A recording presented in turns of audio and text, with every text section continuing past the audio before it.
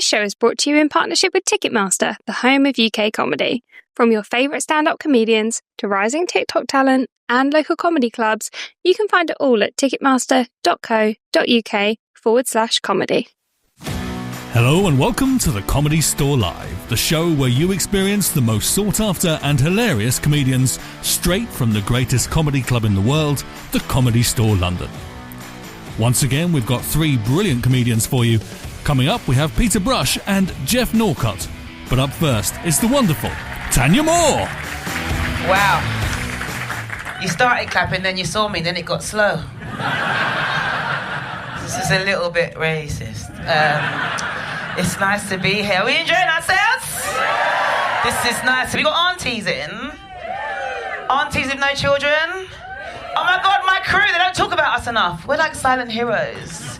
Because I help my sister a lot. I do a lot because I'm really close to her too. I was there from the beginning, so I was like in the room when she was having sex, so you know. Gang, gang, we're so close. I love her too. And so I get to do a lot of things. You know, like she'll call me. She called me the other day and was like, oh my God, Tan, these kids, they're driving me mad. I'm absolutely shattered. And I was like, listen, you wait right there. Because I'm going to go and have a nap for you right now. Right? Just smashing life, aren't we? Do you know what I mean? I do school runs and stuff. I love a school run. I find the school run so funny, though. When you go and get their jackets, and on top of their jackets is a name and a photo of the kid, in case you forgot what your kid looks like. Do you know, it's the weirdest experience. It's weirder when a parent gets the wrong jacket, and then you get the kid, right? And my nephew, like my sister, she's raised these kids. She told them never to beg anything. Like, if anybody offers you something, that's fine, but don't beg. Don't make people feel uncomfortable by asking for something you wasn't offered. But you see her little 7-year-old, the boy, he's fucking mastered asking without asking. I took him out of school in the summer, right? We went outside, and what was outside? The ice cream van. What a nasty human being. To be outside of a school at the end when you know these kids are coming out, right? And we got outside, and my nephew was like this.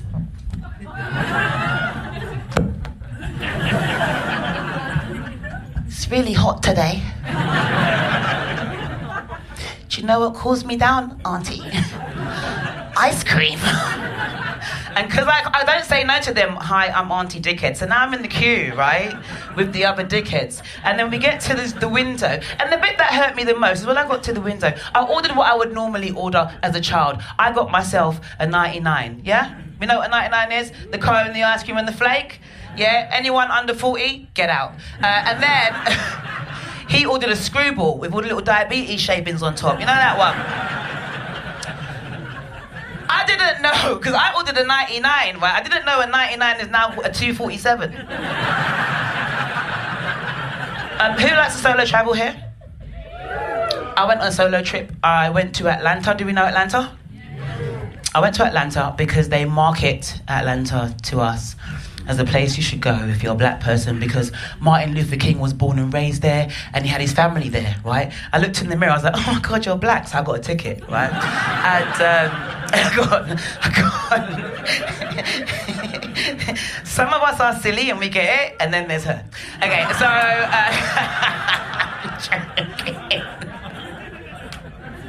okay, so I went there, right? And I booked a ticket. I went there for 2 weeks, right? And I stayed in the Hilton Hotel. I'm not saying that I got money. I'm saying it to say my best friend works at the Hilton Hotel, okay?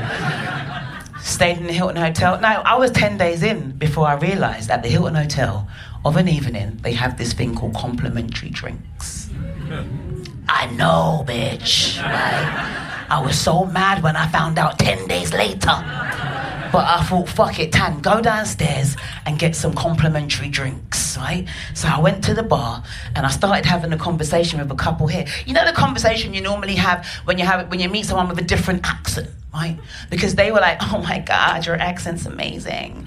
And I was like, no, your accent's amazing. And they were like, no, because your accent's so cool. And I was like, no, your accent's so cool. And they were like, no, but your accent's better. And I was like, it is. You're right, still, you know what I mean?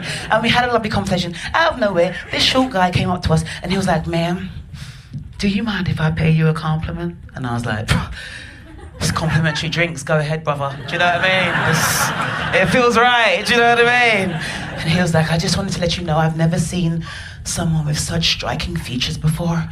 And then he walked off. And I thought to myself, I fucking love complimentary drinks. This is amazing, right? I got back to my conversation, you know, like, your accent, no, your accent, no, your accent, no, your accent. Then he came back and he was like, ma'am, I'm really sorry. I wasn't being weird. I just wanted, me and my wife, we think you're beautiful, okay? And then he walked off, yeah? I know, Panto crew, just hold on.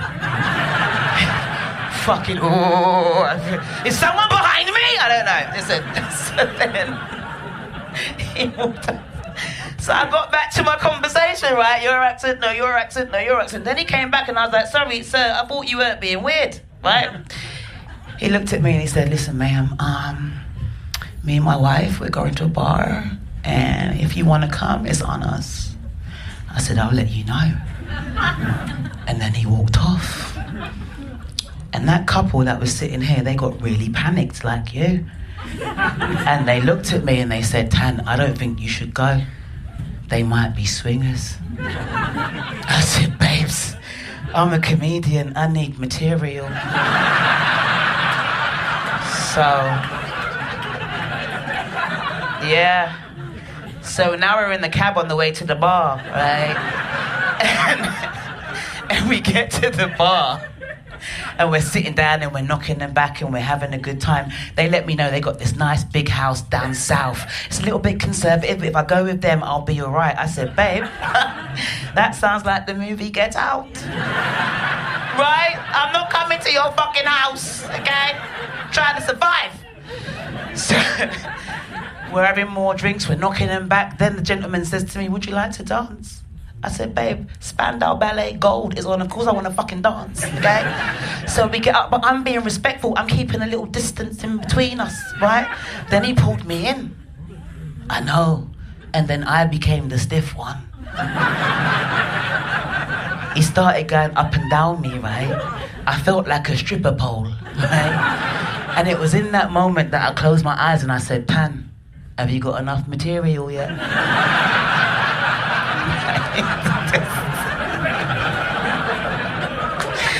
So I peeled him off of me, right? And we went and sat down and I stopped drinking for a bit and I started drinking again because I thought, fuck it, right? And then that's when the lady lets me know. She says, just so you know, we saw you in a hotel. We saw you were alone. We wanted to be your new best friends, but now we're friends. I feel confident in letting you know that we are swingers. And I was like, oh my God, no way, I can tell.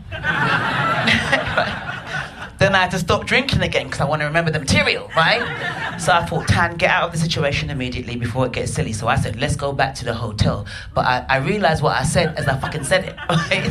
So he ordered a taxi quickly and we got back to the hotel in the lobby. And I'm going to pause it there because what I like to do is let you build up the couple in your minds. But what I want to confirm is the guy was 72 and his wife was 68. Yeah. That's what I get in Atlanta. People who are dying. Hey, sir. So, in the lobby, they said to me, should we go back to your room? I was like, nah, let me make sure you get back safely, okay? And when we got to their door, she opened the door and tried to beckon me in. And then she smiled, and her top denture fell down. I know, but what I realised after we had sex is that if you just put it on the bed... Listen, I've been Thanyia Moore, you've been fantastic. See you later. Thanyia Moore, everyone. Up next, we have the fantastic Peter Brush.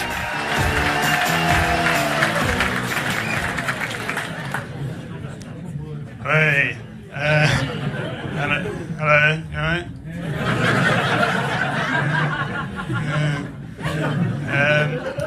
I'm not keen on this bit, by the way. I mean, you don't know who I am, so this is usually the part of the show I thought I'm in front of a lot of strangers. They're usually at this point they're all staring, starting to decide in their heads whether they think this bit's going to be any good or not and stuff. I am occasionally told this is not a look that gives a lot of confidence in a way. So I'm appreciate it might be on the back foot. But it usually goes fine. If it is as shit as it looks like it's going to be, there's some other acts. Don't worry, don't lose faith in the night yet. That's all I'll say. But it's nice being. You get judged on what you look like. I didn't realise that sometimes people judge me on the way I look like. I get judged where I'm from as well. We have these little shortcuts, you know. Sometimes they're justified, sometimes they're not. I'm from Essex originally, for example. No, I don't live there now, but you get judged on being from there because people have heard stuff, you know. And I think some of it's all right, but some of it, occasionally I do have to stick up for the place, you know. And if you know Essex especially well, but occasionally, you know, I get ignorant people coming up to me and saying things like, "Oh, I found out you're from Essex, are you? Oh yeah. All the women are easy there, aren't they?" Right? So I have to step in then.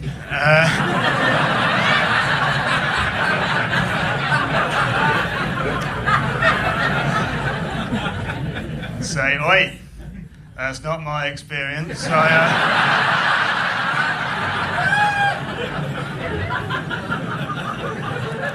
think you'll find they're going to be quite selective, thank you.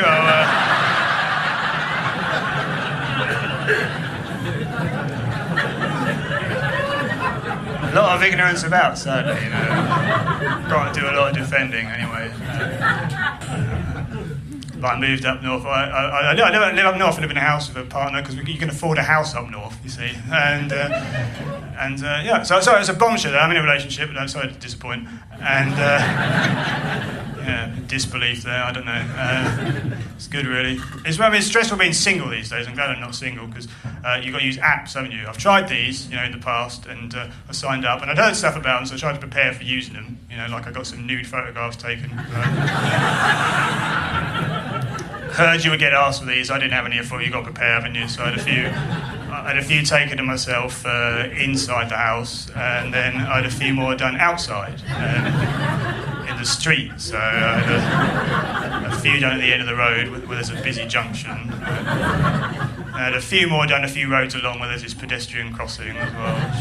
You might think that's an odd thing to do, but the reason I did that was because whenever anybody asks you for any of these nude photographs, like a dating app or a website, you're never 100% sure whether they're a real person or not. So if I was confident they're real, I'd send the normal ones over of me indoors. But if I wasn't sure, I'd send them all, you know. Some of me indoors, some of me outdoors. And then to check they weren't a robot, I'd ask them to identify the ones containing traffic lights. Right. It's a bit of a life hack for you there, maybe. I don't know. But being single, I don't know, I didn't get on with being single really, because I mean, personally, like I think being in a long-term relationship is a very good thing for a man. It makes me much more sexually confident for a start, because I didn't know what I was doing when I was young. And if you're not in a relationship, you're just sleeping with a stranger every so often. It's no way to build. Personally, I don't think it's a way to build confidence when you don't know what you're doing. I mean, I didn't feel very comfortable in that area for some time. Long-term relationship sorts that out because you get comfortable with the same person. This is my experience, and I feel a lot more. I mean, I don't want to brag, but I think I'm actually quite good at doing it these days. Well, every time we do it, she's satisfied for months, actually. And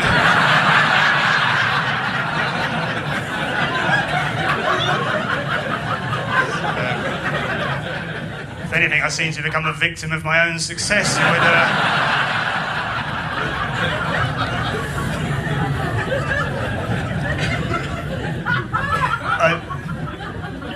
I'd be worried about being single now. I mean, it's a long-term relationship. Sex has changed so much because of technology, even in the last few years. I keep hearing, I don't know if I'm getting older, when everyone tells me anything that's like that they're using technology for regarding sex, I get more and more weirded out by things I hear. And like someone told me something the other day, I don't know, I was upset by it, I didn't really like it. Someone's telling me that in about 20 years' time, they reckon that they'll have like realistic sex robots that will just be readily available, and people are just going to be having realistic sex robots, and they're going to be sleeping with these instead of actual human beings, right? That would be a normal thing. And I thought, to me, that's a horrible future, you know, thinking about that. And not just the young people I'm thinking about, like, be growing up with that as a normal thing, but the elderly using them as well is a horrible thought. I mean, yeah. Honestly, it's bad enough when I have to go around because my dad can't work the iPad, but...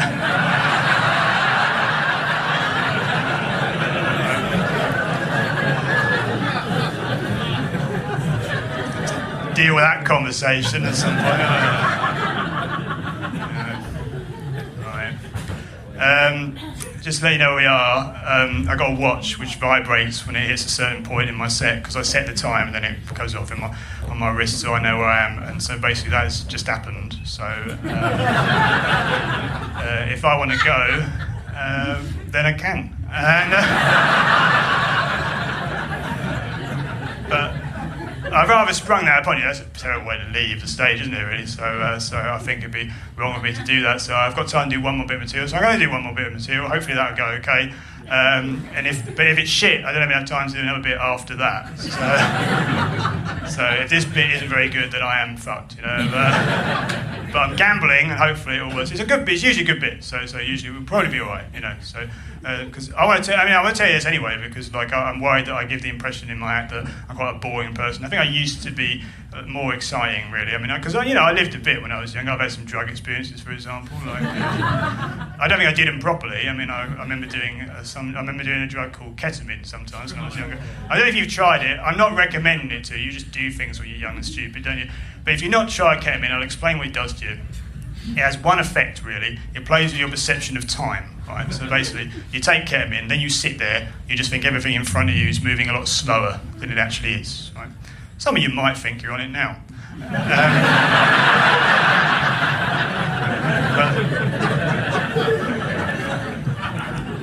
I used to do that sometimes when I was younger, a bit of that sometimes when I was younger. I used to go down the park on Sunday mornings to do it. Because I used to watch my friend in Sunday League football matches back then. I don't really like watching football, I didn't really want to go, but because we were friends, he wanted me to go down because he wanted moral support, he wanted me to cheer him on and stuff. I found that a bit awkward because I'm introverted, I don't really like cheering people. Also, he was the referee, so... Like, you can't cheer the referee on you like an idiot, so I was a bit reluctant. But anyway, I did go down because we had a chat and we came to a little arrangement that kind of suited us both. So our little arrangement basically was, if I agreed to go and watch the matches, then he would give me ketamine for free. And then, whenever there was a difficult incident in the match, he'd come over and I would tell him what it looked like in slow motion.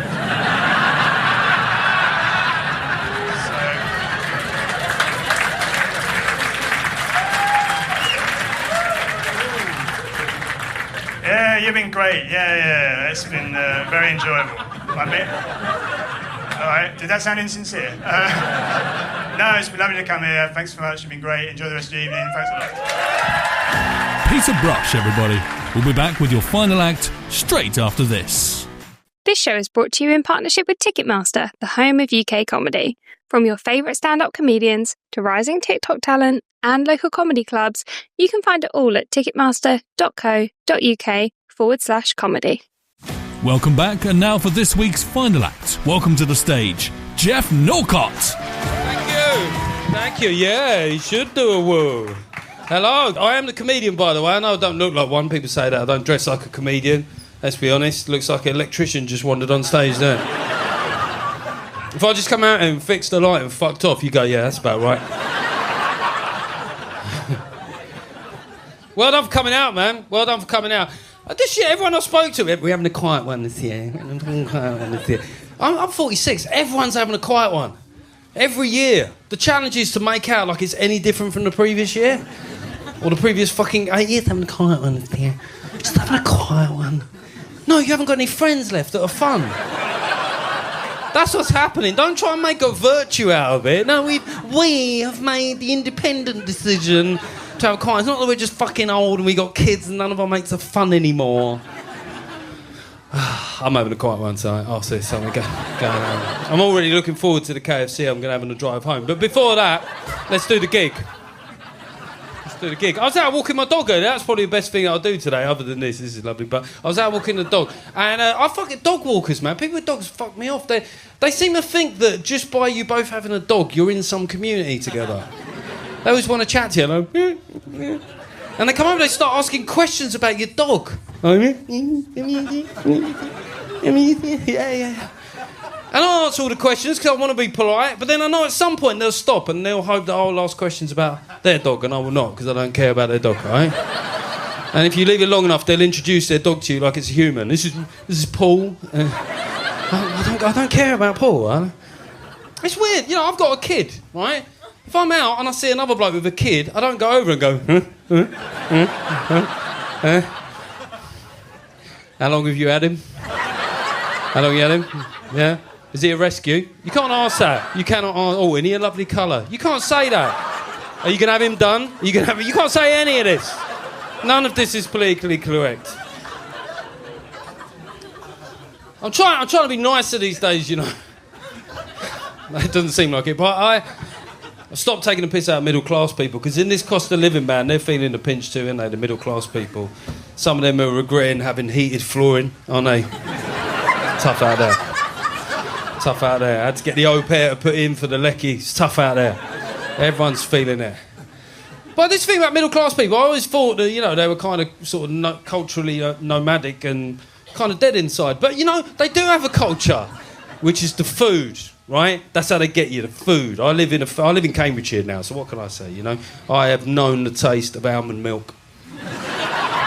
The sad, watery taste. And that's how they get you. You'll be at a barbecue in the summer or something. There'll be some geezer called Joshy. Kind of guy that refers to a bloke like me as either chap or fella. You alright, chap? How's it going, fella? You alright, chap? How's it going? You alright, chap? They speak in that weird, ironic way. Like, do you mean it or not? I don't know. But then, they do know the food, and they'll give you something. Here you go, Jeffers. Here you go. I'll punch him just for saying that. But here you go, Jeffers. It's a burger in an organic seeded brioche bun. And you're like, fucking give that here. And then you try it and you go, fuck, that is better. Oh, that is significantly better. I'm now, because that's what they know. They see stuff coming. Food trends, coconut water, right? That's now ubiquitous. Everyone's on the coconut water. It wasn't a thing 10 years ago, was it? And I often wonder if the people who farm coconuts outside the UK, whether they ever found out what caused this sudden spike in their revenues. The coconut millionaires. Just one day they became minted. All the other farmers in the village going, Jesus, Rahul. How did you do it? He's like, what can I say, boys? Turns out there are a lot of twats in Shoreditch. Lots of twats. Yeah, you just got to keep farming your crop, yeah? Do what you do. You hang in there, Apricot George. Tell you what, Prue Leaf, stick some apricot in a flan, you're a made guy. That's the thing about, you know, the class thing in this country. Middle class blokes, one thing I've noticed, right? They don't really have good nicknames, you know? They don't really have good nicknames. That guy in the blazer there, what's your name, mate? Nick. Okay, Nick's fairly middle class. You got a nickname, Nick? Well, yeah, you do have a nickname, it's Nick. But, yeah, very good. Very good, audience. Yeah. Oh, why don't you grow another arm so you can pat yourself on the fucking back? What is your name? Oh, they're shouting at me. All right, Paul, good solid nickname. You got a nickname, Paul? No. I think everyone's too fucking scared to give you one, it's true. I'd call you Paul Murderised Paul. I got mates, man. My mates' nicknames have got backstory to them. I got a mate called Fireplace Jack, right? So called, right? Because he had sex in a fireplace when he was 19. 52 now. Everyone calls him that. Fireplace Jack, including his kids. 52. Everyone calls him Fireplace Jack. I got a mate called Gary. He's called Gary because he looks like another of our mates called Gary, who's now called Original Gary. And then there's Dead Steve. Now, Dead Steve, let me tell you about Dead Steve. He was back in South London, the early 90s. Dead Steve, he went to Thailand, right? And back then, we didn't know anybody that went that far for that long, right? And we didn't have emails or text messages or anything. And Steve was away, no one had heard from him, the weeks rolled by. Speculation began to grow. Until the point we could only conclude that Steve was in fact dead. A legend was born of Dead Steve. He came back, ruined the joke, you know, but he's dead now. He is dead now, so you just got to be patient with the joke sometimes. I'm that age now, man. My libido is fucking gone. Do you know what I mean? I mean, in a weird way, it's quite liberating because that's a big power women have had my whole life. I'm like, man, you can't affect me anymore. I'm out of the game. Okay. But no, I think my wife, I think she's still in the game, you know. But She started watching, like, you know, there's a lot of these really sexy shows that you get on Netflix, sometimes on the BBC, these really glossy dramas that have a certain kind of sex scene in them. And these sex scenes, I think, are setting up, like, unrealistic expectations for women, right? Yeah, for women. Because, for my wife, all right, let's just narrow this down. Let's not generalise, let's be specific. I don't like what they're making her think is possible. These arseholes, right? The sex always seems to start with the bloke lifting the woman up. When did sex have to commence with a clean and jerk? Like, hoi, this guy. And then the guy starts walking around. I think, Paul, what kind of pressure would that put on our knees, mate? We'd be having to inject volt rolls straight into the cartilage. Just to keep the show on the road. And these flash pricks, they're walking around, sexing women, and then they'll put the woman down on the work surface. When did the work surface become like... What is it for the modern woman that finds the work surface so erotic? Is it the fact that he clears it with one reckless sweep of his arm? Or is that the first time she's seen him help around the house? Like, you know what I mean? Like that, is it? Oh. And then they make eye contact. Unbroken eye contact during this business. Like, yeah. Do you know how weird that is? If normal sex, if you look at your partner for more than 3 seconds, it'll freak you both the fuck out. Like, you better... If I looked at my wife that long, she'd spark up a conversation. She would. She'd be like, what? What do you mean, what? I'm trying to... You look in discomfort, Geoff. Are you okay? Yeah, I'm okay. Do you want a Rennie, Geoff? Babe, I'm 46. Of course, I always want Rennies. Ladies and gentlemen, I've been Geoff Norcott. Enjoy your weekend. Thank you very much. Thank you. And that's all from the Comedy Store this week. Thank you to all the acts in this week's episode. We've had Thanyia Moore, Peter Brush, and Geoff Norcott. We'll be back next week with 3 more brilliant comedians for you.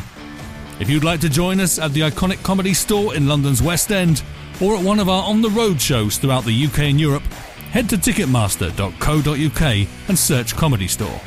Thanks for joining us. Remember to subscribe, comment, tell your friends, and we'll see you next week.